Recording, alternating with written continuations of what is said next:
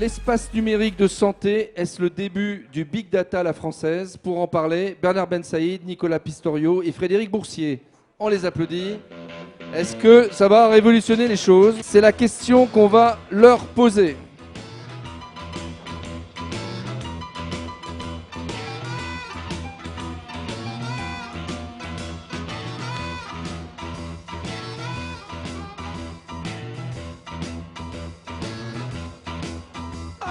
Allez, on va commencer avec Bernard Ben Saïd.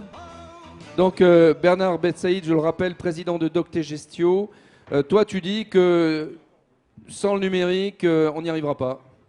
Et en plus, la data, c'est quelque chose qu'il va falloir intégrer très rapidement, sinon on va être battu, c'est ça? D'accord, très bien. Peut-être rapidement, pour ceux qui ne sont pas très au fait du numérique et du big data à la française, faire un rapide rappel de ce qui s'est passé lors on va dire, des 18 derniers mois. Donc d'abord, il y a eu le lancement du dossier médical partagé, donc ça c'est majeur.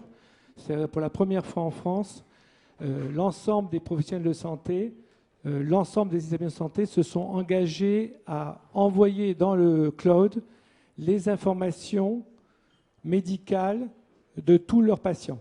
Donc ça c'est extraordinaire. C'est extraordinaire. Ça représente 7 millions de dossiers médicaux partagés aujourd'hui pratiquement ouverts, avec un objectif pour le gouvernement d'arriver à pratiquement 100% d'ici 2022. Ça, c'est énorme. Deuxième sujet très important, au moins aussi important, mais qui est resté plus caché et qui va jouer un rôle majeur, c'est le Health Data Hub. Le Health Data Hub, c'est en fait, bon, c'est très intéressant, toutes les informations qui sont envoyées dans le dossier médical partagé, mais on a un problème, c'est que qu'est-ce qu'on en fait? Est-ce que le dossier médical partagé, ce n'est pas le futur cimetière des données?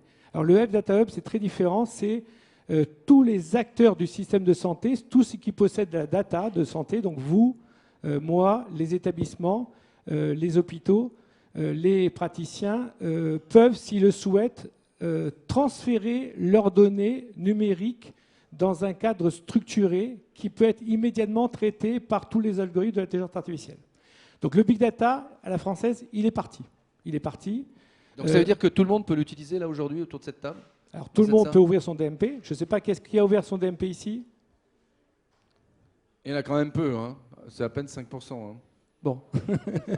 Alors c'est normal, enfin c'est pas tout normal. En principe, on aurait dû avoir 1 sur 10. On aurait avoir une personne sur 10 qui aurait dû ouvrir son DMP. Bon, ce n'est pas le cas. Donc tout le monde peut l'ouvrir, tout le monde peut le consulter. Les praticiens peuvent le consulter. Bon, le seul problème, c'est que pour l'instant, on n'a pas d'algorithme qui peuvent l'attaquer, ce dossier. Par contre, avec le Health Data Hub, on va pouvoir faire des choses fabuleuses. Bernard Ben Saïd, l'intelligence artificielle va-t-elle résoudre tous nos problèmes?